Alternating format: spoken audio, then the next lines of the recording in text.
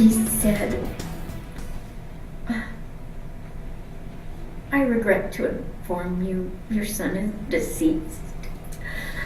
And that's how they told us that Christopher was.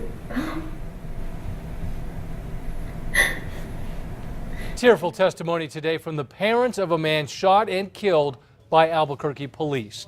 Torres' mother and father took the stand to talk about their son and what they saw the day he was killed by APD. They claim APD destroyed their home and kept them in the dark for too long. News 13's Cole Miller was in the courtroom. He joins us live with the latest. Cole? Jessica Dean, as you can imagine, it was an emotional day today, and when the family was finished testifying, they handed the case over to the city. It's a pain. It's an emptiness beyond anything you can describe. That's the only way Renetta Torres, the mother of Christopher Torres, could put her loss into words. He loved his family. He loved his friends. Christopher was just a very caring human being. She says this is her favorite picture of her youngest son, who battled schizophrenia.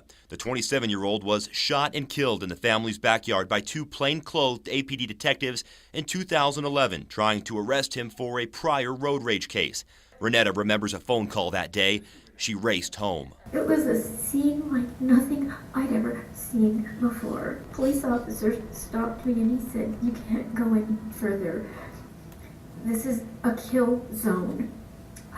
I had no idea what a kill zone was. Christopher's father painted a similar scene on the stand today. I don't think I'm exaggerating. I think there were 30, maybe 40 officers around the neighborhood. Steve Torres says he wasn't hearing much from cops. That's when he got on the phone. So I called for the hospitals in town and nobody had any record of Christopher being admitted. And so at that point I began to suspect that maybe it was a bad situation. 4 hours later, they learned of Christopher's death.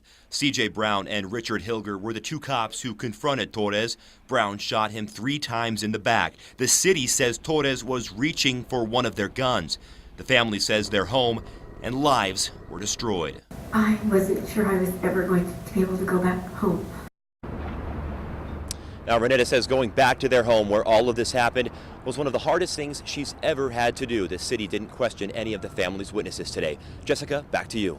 Okay, Cole, Torres' attorneys rested their case this afternoon. The city took its turn, then rested just a few minutes ago. We'll have more on that tonight at 10.